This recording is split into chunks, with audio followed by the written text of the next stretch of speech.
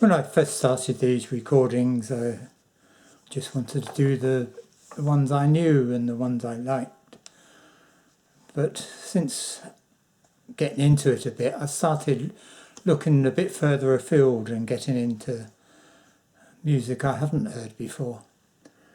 And this one here, this is from the book Jazz 100 Essential CDs, The Rough Guide, by Digby, Fairweather and Brian Priestley. It's got a page or so on the Art Ensemble of Chicago.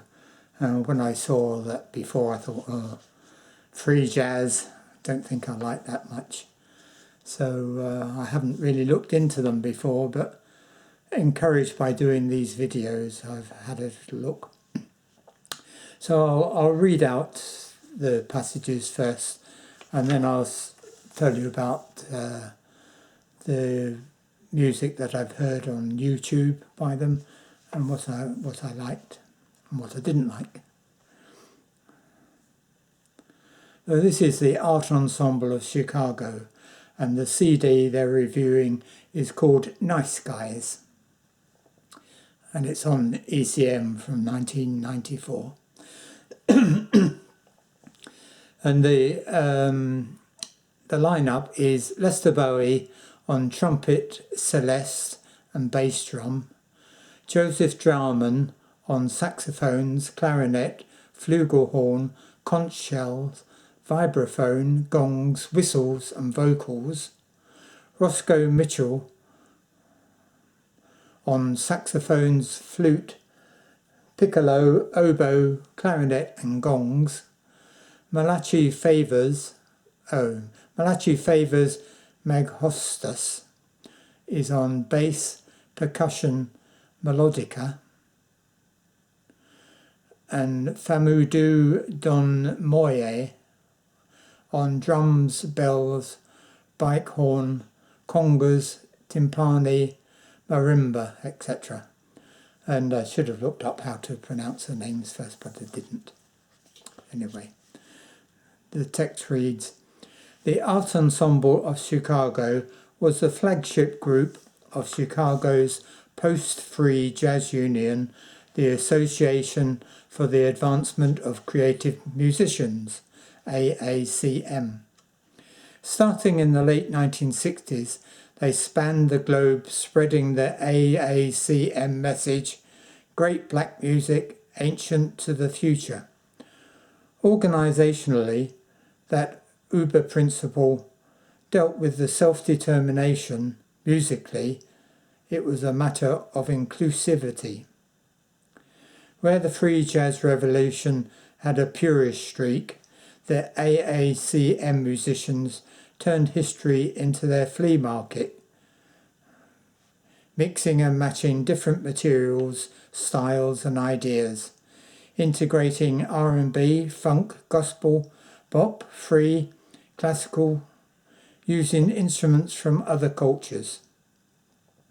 Such innovation meant checking the rearview mirror, and personalisation entailed looking far afield to look within.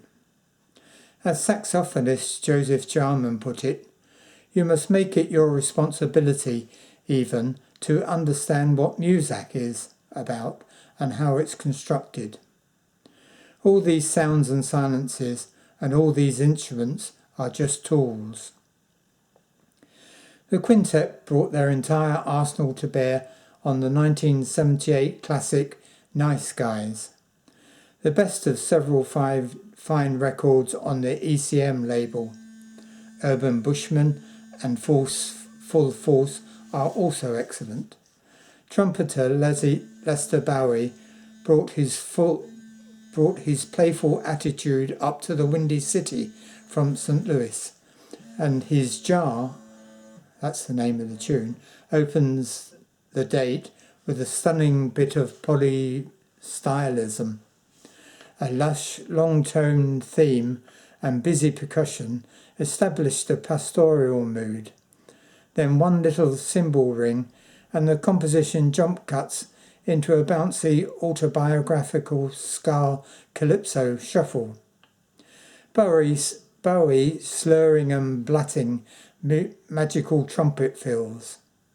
The title track is a sweet circuitry miniature by saxophonist Roscoe Mitchell that starts and stops with a cheeky vocal.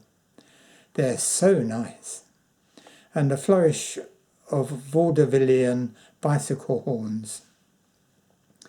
Mitchell's Sip, which is the name of another tune, is a pointillist timbre study.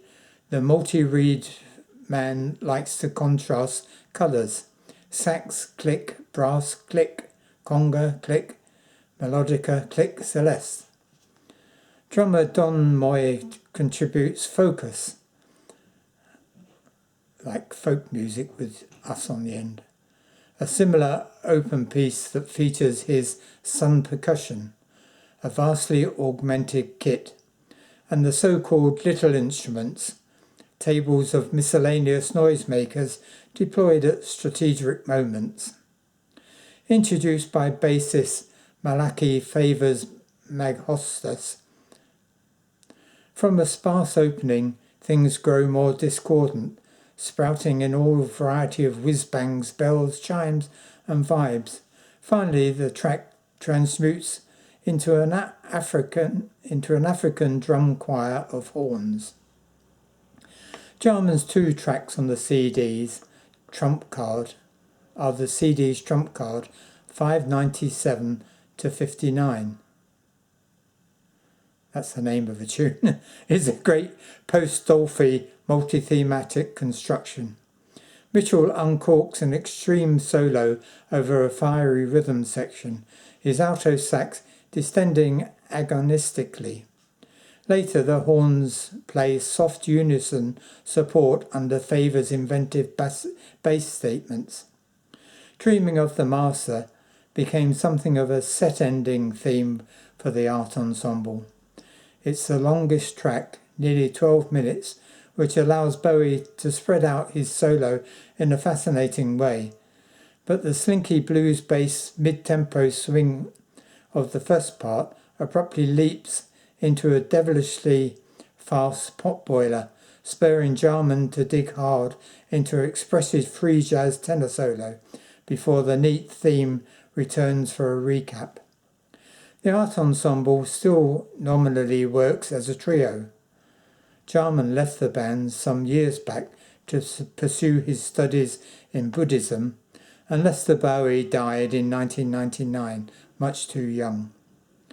Their best work, like that of Henry Threadgill, Mahal Richard Abrams, Fred Anderson, Wadada Leo Smith, and George Lewis, shows definitively that free jazz was not in any way a dead end, but rather an open invitation to create. And I can understand that last sentence. I mean, they are in their concerts anyway, they are a free jazz ensemble. I've watched a couple of their videos on YouTube, and when they're playing to an audience, they're free jazz. But when they're recording on record, they seem to have more in the way of a tune, which they then embellish and play in a fairly normal jazz style. And I thoroughly enjoyed. I must admit I didn't enjoy the free jazz. I don't like free jazz, but I enjoyed their other stuff on proper CDs. But there was one particular tune that I wanted to highlight. It's called Malachi, after Malachi, I suppose. And on this one, they just seem to have a love of playing the notes on the instruments. It doesn't seem to be a tune, and it doesn't seem particularly to be free jazz. It just seems like musicians take an absolutely delight in the noise their instrument makes, and I found it absolutely fascinating and a delight to listen to. So that's the Art Ensemble of Chicago. Thank you.